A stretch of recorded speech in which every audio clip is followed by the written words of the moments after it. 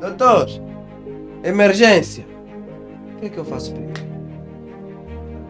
Não precisa ficar atrapalhado. Meu Deus, o que eu faço? Tá.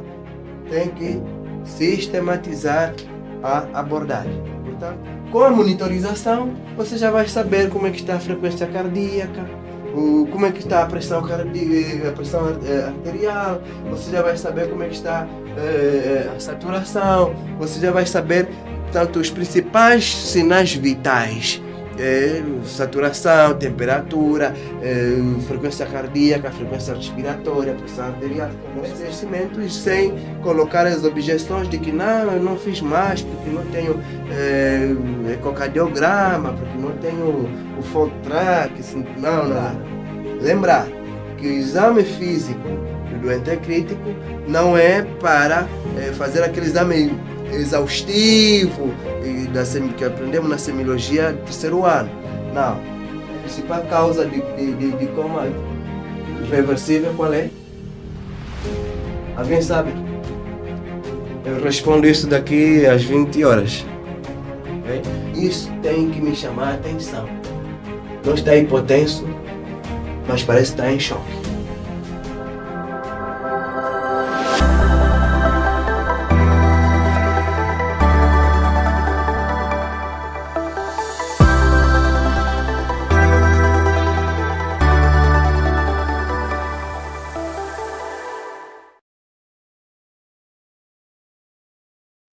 Olá, bem-vindos a mais um Perdendo o Medo com o Dr. Arlindo Paquice. Neste programa nós vamos falar de um tema super importante, talvez o mais importante para quem está a começar a abordagem emergências médicas. Portanto, nesse programa eu venho aqui para lhe tirar o medo de abordar doente na emergência.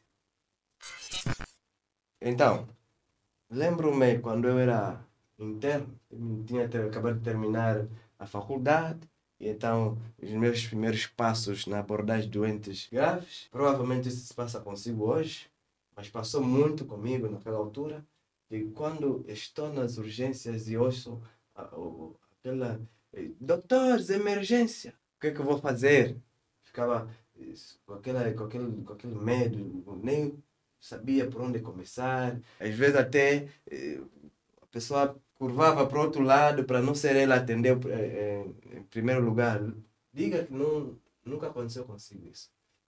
Emergências e você finge que não ouviu, curva para um lado para ver se um colega vai lá primeiro e você chega no fim. Né? A proposta hoje é lhe tirar este medo e no final garantir que você saiba o passo a passo para abordar de forma segura o seu paciente crítico, ok? Isto é válido quer se você trabalha num hospital geral, dentro de uma periferia, na emergência. Portanto, se você é interno de especialidade, se você é recém-formado, portanto, isto é válido porque muitas vezes nós nos limitamos, acho que não tenho isto, não tenho aquilo, mas esse paciente, aquilo que precisa para ser bem atendido é simplesmente o conhecimento, a sistematização, o passo a passo. O que é que eu faço primeiro, o que é que eu faço depois, o que é que eu faço a seguir, o que é que eu faço em seguida.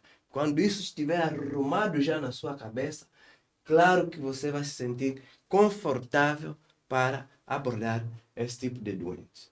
Ok? Então, vem comigo, vamos trabalhar esses aspectos nesta fascinante jornada que começa agora. Para começar, o que é então o paciente crítico, ou o que é uma emergência médica, ou o que é uma urgência médica? Porque normalmente há esta confusão, né? Às vezes falamos de urgências médicas, outras vezes falamos de emergências médicas. E qual é a diferença então? E associado a isso, falamos paciente grave versus paciente crítico. O que é isso então? Portanto, urgência versus emergência. Aqui também, paciente grave versus paciente crítico. Primeira coisa que temos que saber é isso. Urgência médica trata-se de uma afecção, de uma doença grave, supor uma malária, supor uma pneumonia, vamos supor uma diabetes descompensada, ok? No entanto, sem estar num estado avançado que coloque em risco iminente de vida o doente. A doença em si é grave, no entanto, ainda não se apresenta de uma forma em que nas próximas horas a minutos esse doente pode morrer. Portanto, aqui estamos diante de uma urgência. Eu tenho esse doente que preciso resolver já esse problema para não se transformar numa emergência, não se transformar num doente crítico. Agora, o que é um doente emergente ou o que é uma emergência ou o que é um doente crítico? Então, um doente crítico é aquele em que a sua condição de saúde, se não for resolvida em minutos, a poucas horas, ele é capaz de perder a vida. Então, nesse contexto, normalmente estamos a tratar daqueles doentes cuja sua doença ameaça fortemente os três principais e grandes sistemas do organismo. Quais são? O sistema nervoso central, ok? Qualquer doença que ameace perigosamente o sistema nervoso central torna-se uma situação crítica. Qual é o outro? O sistema cardiovascular ou circulatório. Qualquer doença que afeta gravemente esse sistema vai levar consigo a designação de doente crítico, porque é um doente cuja situação, se não for resolvida, portanto, em minutos a hora, morre. E a outra situação, da forma como o ser humano morre normalmente, é a afetação, portanto, do sistema respiratório. Eu vou dando aqui alguns exemplos. Ok? Por exemplo, se um doente tem uma doença renal crônica. Doença renal crônica é uma doença grave, mas pelo facto dele estar a reter urina e não estar a fazer tanto a manutenção das concentrações de potássio, ele pode ter hipercalemia. E a hipercalemia, portanto, ir alterar o funcionamento do sistema circulatório, provocar, portanto, uma arritmia por essa hipercalemia, e o doente, se tiver essa hipercalemia, vulgo, portanto, elevação do potássio acima dos seus valores normais, hiperpotassemia, sim, aí sim vira uma situação crítica, porque essa arritmia pode matar um doente em poucas horas. Mas a doença renal sozinha, sem estar a causar hipercalemia, sem estar a causar, por outro lado, poderíamos ter uma hipervolemia. Então, o doente está a reter líquidos porque ele é renal crônico e tem uma hipervolemia. Na consequência da hipervolemia, então você tem agora um edema agudo de pulmão, uma insuficiência respiratória aguda. Portanto, é um problema dos rins que está a ameaçar a função nobre do sistema respiratório, que é de trocas gasosas. E então, nessa situação, eu tenho uma situação crítica, porque a doença grave que o doente tem já está a ameaçar o sistema respiratório, causando ele uma doença, uma insuficiência respiratória aguda do tipo edema agudo de pulmão hipervolêmico. Nesse mesmo doente renal crônico, se ele tiver um acúmulo grande de ureia, eu posso ter um coma urêmico. Até esse paciente pode fazer o quê? Um coma urêmico, e então, por esse coma urêmico, ele também está a ameaçar criticamente o sistema nervoso central, ao ponto desse doente entrar em coma, e entrando em coma não consegue proteger as vias aéreas, não consegue manter o controle do centro da respiração, e então esse doente, se não se resolver isso, ele tanto vai morrer em minutos a horas. Portanto, qualquer situação que acometa, tanto afete gravemente o funcionamento desses três sistemas e se transforma numa doença crítica. Se ainda não tiver a cometer gravemente esses três sistemas, é uma doença grave. Portanto, aqui temos o que é urgência, temos o que é emergência. Certo? Portanto, agora, chegou uma emergência. Chegou então o nosso doente aqui. O que é que vamos fazer e por onde começar? Então aqui, este aqui é o nosso tempo para ler o passo a passo da abordagem desse nosso doente crítico. Chegou o doente, paciente crítico. Doutor, emergência. O que é que eu faço primeiro? Primeira coisa, avaliação inicial. Avaliação inicial tem que ter a primeira pergunta. Qual é a situação, a condição de saúde, a situação a alteração fisiológica, biológica, que eu consigo notar no doente, que é o que lhe está a pôr em risco nesse momento. Esta é a primeira situação que eu tenho que... Ele veio à emergência porque está em coma. Ele é emergência porque está em choque circulatório. Ele é emergência porque está com dificuldade de respirar, ok? E aqui, a partir do momento que eu faço a identificação de qual é a alteração fisiológica ou biológica, alteração fisiológica que está a causar o risco de morte nesse paciente, então eu faço uma avaliação rápida dos seus sinais. Se é coma, por exemplo, é diminuição do nível de consciência. Aqui, o interno acabou de sair da faculdade, acabou de se matricular no programa de internato, ainda tem aquela coisa da história clínica bem elaborada. Tá. Aqui nós temos que fazer rapidamente uma avaliação sucinta, que tem que ir direto ao assunto, ao ponto, aquilo que está a quase matar o nosso doente. Então, já vi que é coma, mas esse coma é com história de trauma, sem história de trauma. Aí importa falar rapidamente se ele consegue falar ainda,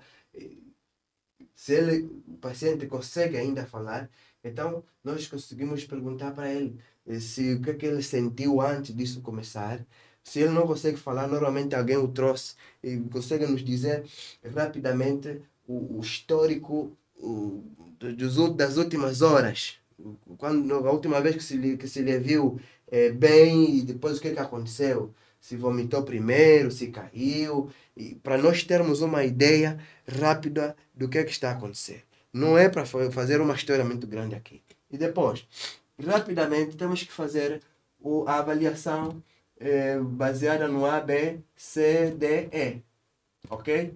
Que é ver se ele ainda tem permeabilidade de via aérea, ver se ele está a respirar bem, e a partir daí, se ele está a respirar bem, certamente há de ter boa saturação de oximetria, tanto de oxigênio. Se ele tem tanto uma boa condição circulatória, para isso nos ajuda bastante fazermos já aquela que se fala o MOVE. Portanto, um paciente nessa situação é importante, nessa hora, na avaliação inicial, você já pedir ao seu enfermeiro para monitorizar. Portanto, M de monitorizar, monitorização cardiorrespiratória, coloca aqui os eletrodos, coloca uma abraçadeira, liga o monitor, liga o monitor. Ok? Ou de fornecer oxigênio, e então o seu enfermeiro também vai pegar, liga uma fonte de oxigênio, pode ser aquele botijão que tem na minha sala de emergência, ok? Pode ser uma rampa de gases medicinais, se eu tenho lá essa rampa, liga e com uma máscara, com catéter nasal ou máscara facial, e aí depois tem vários tipos de máscaras. Vamos ter uma aula própria para falar sobre isso. Você fornece oxigênio para esse paciente que está em coma. O V de, portanto, ao conseguir uma veia, V de veia, esse paciente, certamente você vai precisar de colher sangue para mandar para fazer algum exame, você vai precisar fazer alguma medicação, então você vai precisar de veia. Então já canaliza uma veia, de preferência uma brânula 14, 16 ou 18, portanto, para já estar ali garantia. Com a monitorização, você já vai saber como é que está a frequência cardíaca, como é que está a pressão, a pressão arterial, você já vai saber como é que está a saturação, você já vai saber, portanto, os principais sinais vitais. Saturação, temperatura, frequência cardíaca, frequência respiratória, pressão arterial, essas coisas você já vai recolher e de repente eles vão te auxiliar para ver de que lado é que, portanto, pode estar a vir esta situação que causou o coma desse doente. Pode ser um ataque à arritmia, pode ser uma bradiarritmia, e olha lá, vamos ter uma aula onde vamos falar sobre exatamente sobre isso. As bradiarritmias, como identificar, como tratar, as taquiarritmia, como identificar, como tratar. Portanto, essa é outra aula e já fica o convite para você ver essa aula. Portanto, mas aqui, para dizer assim, não precisa se perder. Você já verificou aqui que parece que estou diante de uma bradicardia que está a condicionar a circulação e por isso o cérebro está se apagando. Mas de repente, você também aqui no móvel, na motorização, nunca se esqueça, se estamos a partir do coma, ver uma das principais causas do coma, que é mesmo a principal causa de coma reversível, qual é? Alguém sabe? Eu respondo isso daqui às 20 horas. Okay? Principal causa de coma reversível. Esse doente chegou em coma. Então, não se esqueçam que esse paciente pode ser um diabético e tomou sua medicação e não comeu, e então ele entrou em hipoglicemia. Hipoglicemia, veja bem para mim, hipoglicemia é a principal causa de coma reversível. E nesse caso é só dar açúcar e o doente acorda, ok? Mas tem que se lembrar disso. E aí não precisaria de nenhum milagre, nenhum instrumento, nenhum equipamentos tão sofisticados para tratar esse coma, ok? Então, recapitulando, então, a avaliação primária é saber exatamente qual é o ponto em que o doente está nesse momento em apuros, ok? Não é para fazer uma série de história clínica, não sei o que, não. Qual é o ponto? É coma. Ok. O que é que vamos fazer? ABCD. Vamos ver se a via aérea está pérvia, vamos ver se o paciente respira, vamos ver se a circulação está boa. E para isso, nos vale bastante o que? O MOVE. E essa aqui no MOVE, portanto, M de monitorização, e a monitorização é cardiopulmonar, portanto, com eletrodos e tal. Mas lembre-se que no final de tudo, o que nós queremos com o MOVE, né, a monitorização, oxigenação e veia, tirando a oxigenação em veia, o MOVE, o M do monitorização, nós podemos fazê-lo sem que tenhamos exatamente um monitor. Se tiver um monitor, tudo muito bem. Mas todo médico anda com um estetoscópio, tem que andar com um oxímetro de pulso, tem que andar com um esfigomanômetro, seja ele aquele ainda antigo, o aneroide, seja esses que tem por aí agora, os digitais, eletrônicos, ok? Mas vais medir a pressão arterial, ok? Vais contar o pulso, a frequência cardíaca do doente, quer auscultando, quer aqui o pulso radial, vais medir portanto, ver a saturação do doente a partir da oximetria do pulso, vai, portanto, contar a frequência respiratória do doente. Isto aqui é monitorização, desde que contado que está, analisado que está, aponta no prontuário do doente, a X hora e tal, avaliado o pulso X, a pressão Y, a frequência Y e tal.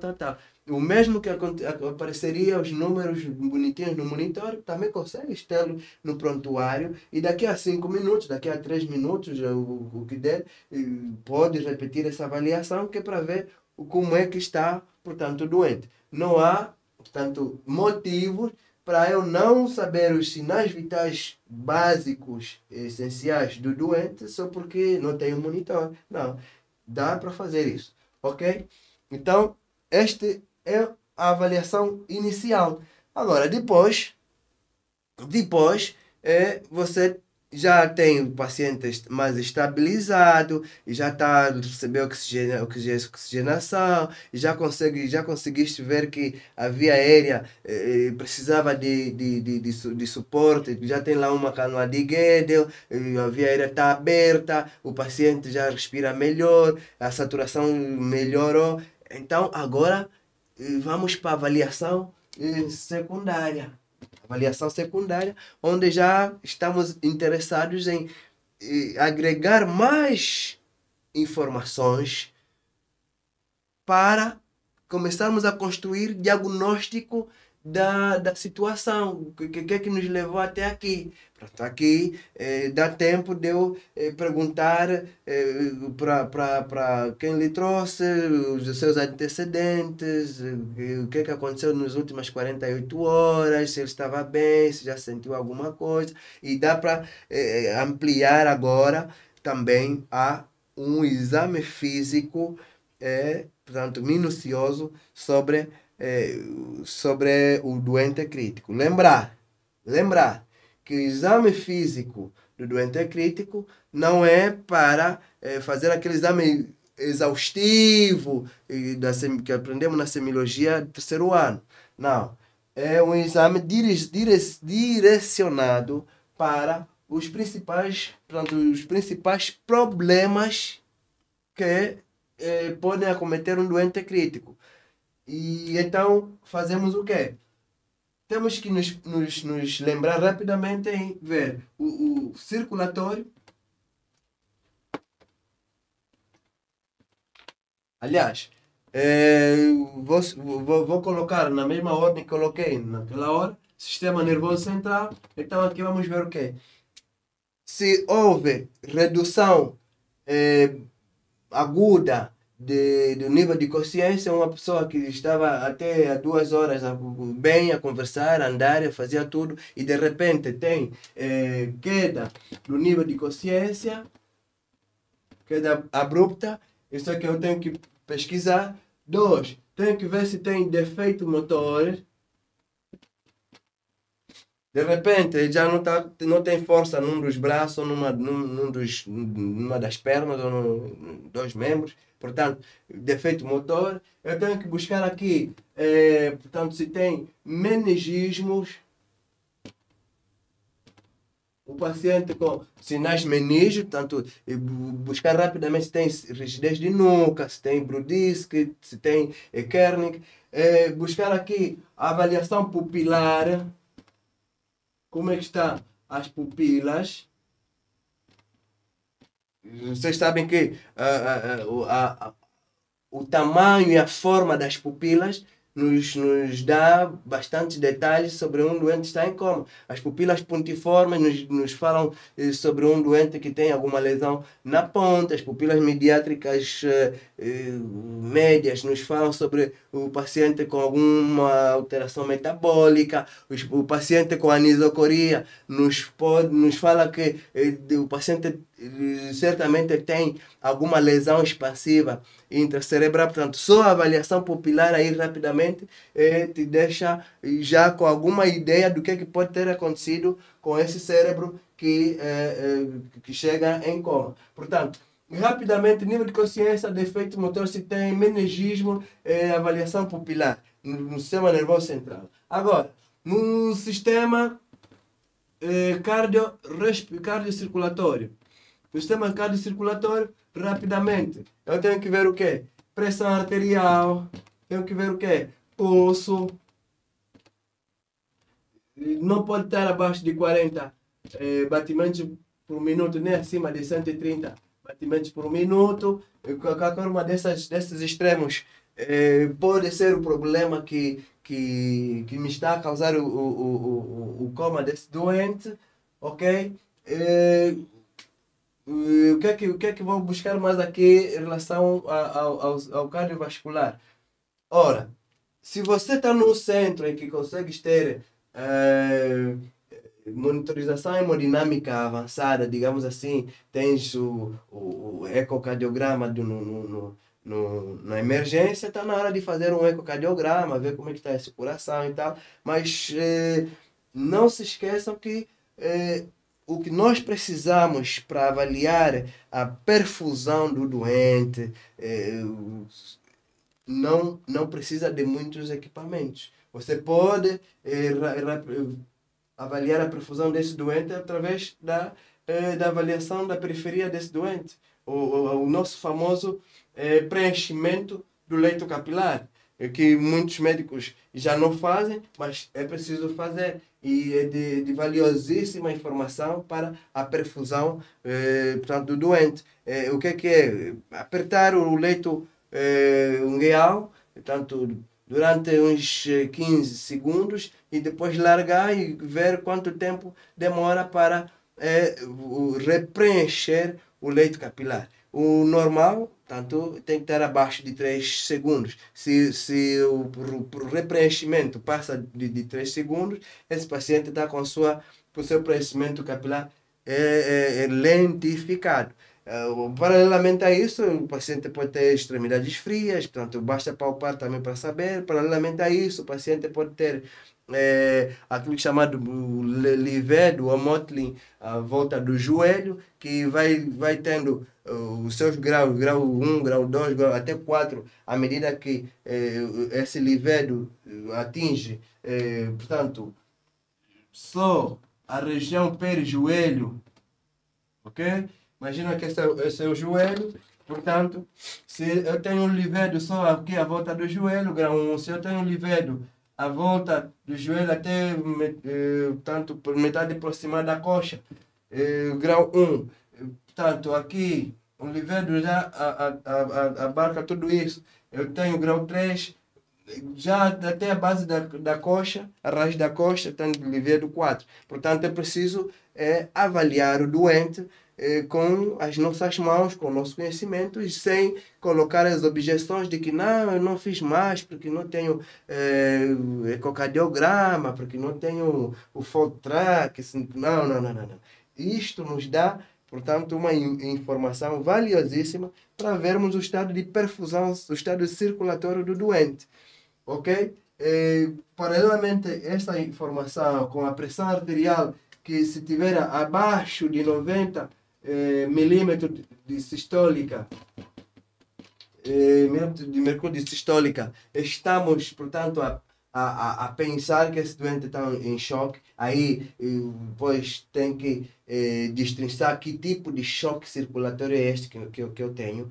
Você pode estar diante de um choque cardiogênico, em função da história que você recolheu do doente. Consegues perceber se estamos mais perante uma história de um choque cardiogênico, estamos mais perante uma história de um choque cético, diante de uma história de um choque neurogênico, um choque distributivo, um choque obstrutivo. Portanto, com uma pressão baixa, com uma preenchimento capilar, do preenchimento do leito capilar lentificado, com Mottling, você também tem condições para dizer o meu doente está em choque.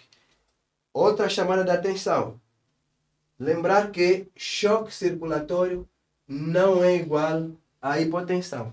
Hipotensão não é igual a choque. Você pode ter um doente em choque e tenha uma pressão relativamente normal. Como assim? Me explico.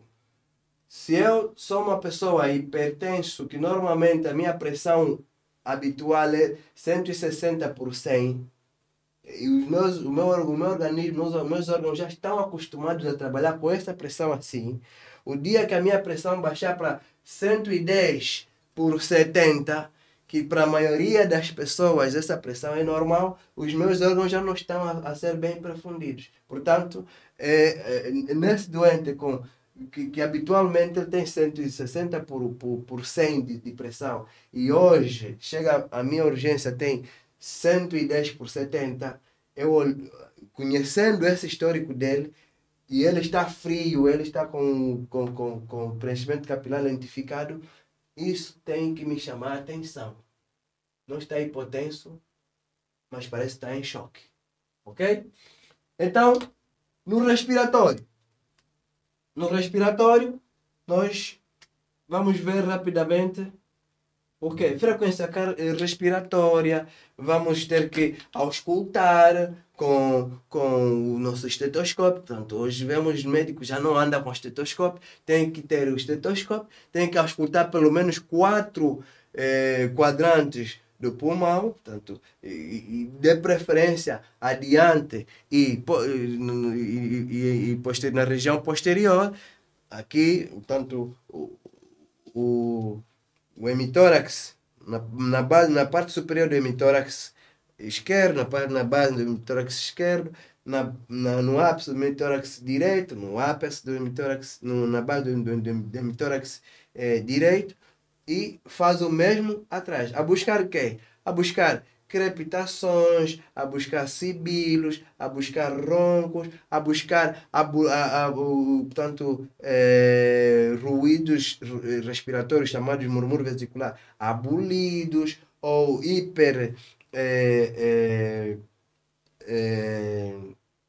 ou aumentados, ok? E que tudo isso deve ser depois interpretado dentro do contexto do doente.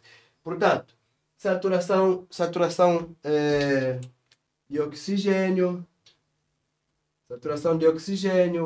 e vamos frequência respiratória, vamos buscar, portanto, se tem fervores, se não tem fervores, e vamos buscar igualmente, nessa hora já aproveitamos ver se o doente tem ou não sinais de uso da musculatura acessória, o que vai nos falar se esse doente está em insuficiência respiratória ou não em insuficiência respiratória. Vamos ver se tem tiragem supraesternal, se tem adésio nasal, se tem tiragem subcostal. Portanto, é nessa hora que nós já vemos isso.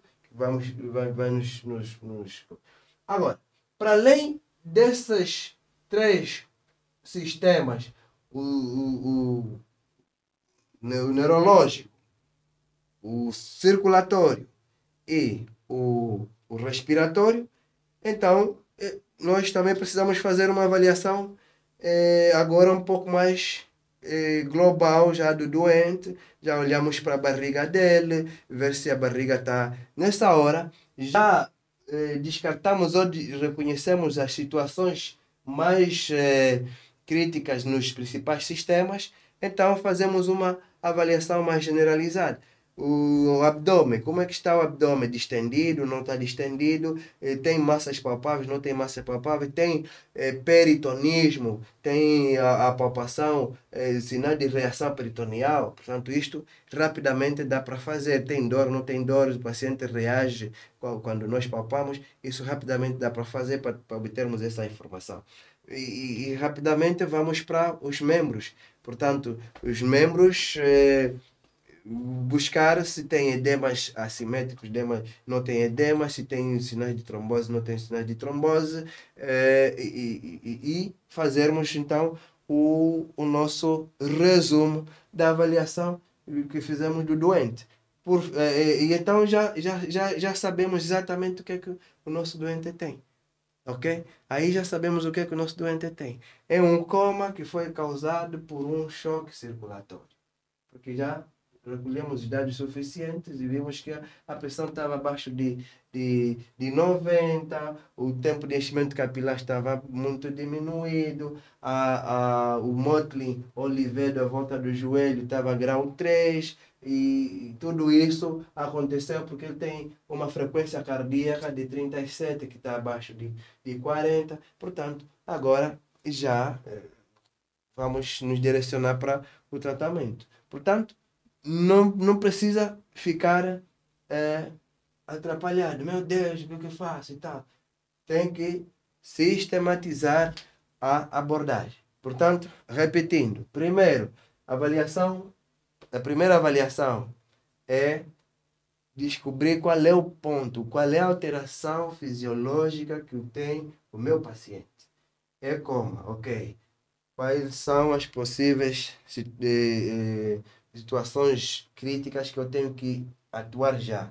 Se esse coma está a fazer com que ele não esteja a conseguir respirar, eu tenho que já desobstruir a via aérea. Se precisa entubar, já tenho que entubar. Se precisa pôr uma máscara de oxigênio, eu já tenho que pôr essa máscara de oxigênio. E voltando aqui no nosso MOV, já estabilizei essa primeira parte, então agora faço a avaliação geral, que é a avaliação secundária, que é para buscar já mais elementos para começar a fundamentar as causas do meu problema. E aqui na avaliação geral, então tenho sistema nervoso central, buscar se houve uma alteração brusca do nível de consciência, se houve defeito motor, se houve, tem meningismo, se tem as pupilas alteradas, no sistema cardiocirculatório, buscar a pressão se está alta, se está muito baixa, buscar se a frequência cardíaca está muito alta, está muito baixa, buscar na escuta se temos, portanto, bulhas ou tons cardíacos abafados, buscar se temos, tanto crepitações, falem sobre uma sobrecarga ou uma congestão, buscar o livedo, buscar o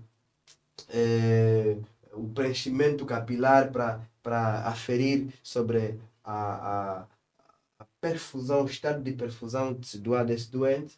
E do ponto de vista respiratório, buscar se estamos a ter trocas ou não estamos a ter trocas. E para isso, como é que está a frequência respiratória, como é que está os movimentos respiratórios, como é que está a saturação, como já dissemos há pouco. E então fazer um sumário geral sobre os outros órgãos e sistemas, as extremidades, e concluir, portanto, o que é que temos? Temos um coma causado por X. E ao longo dessa avaliação, nós já fomos fazendo o quê? O suporte das situações mais graves, mais críticas, que não podiam esperar. Conforme eu disse, se precisa de suporte de via aérea, demos suporte de via aérea. Se precisa de suporte da circulação que está hipotenso, precisa de vasopressor, já começamos com vasopressor. precisa de fluido, porque encontramos ele um bocado seco nessa avaliação geral que fizemos das extremidades, das mucosas, está desidratado, parece que, e na história que nos contaram, dizem que vomitou, teve diarreia, então perdeu líquidos, nos parece que isso se trata mais de um choque hipovolêmico, então já fazemos também a sua reposição de volêmia. E no final nós temos o doente completamente tratado. No entanto, só faltaria vermos algumas questões sobre alguns exames complementares de diagnóstico. Portanto, e nos exames complementares de diagnóstico, temos aí o nosso sempre válido hemograma, que vai sempre nos dar alguma informação. Se temos suspeita de alguma lesão expansiva no cérebro, uma TAC estará indicada. Se temos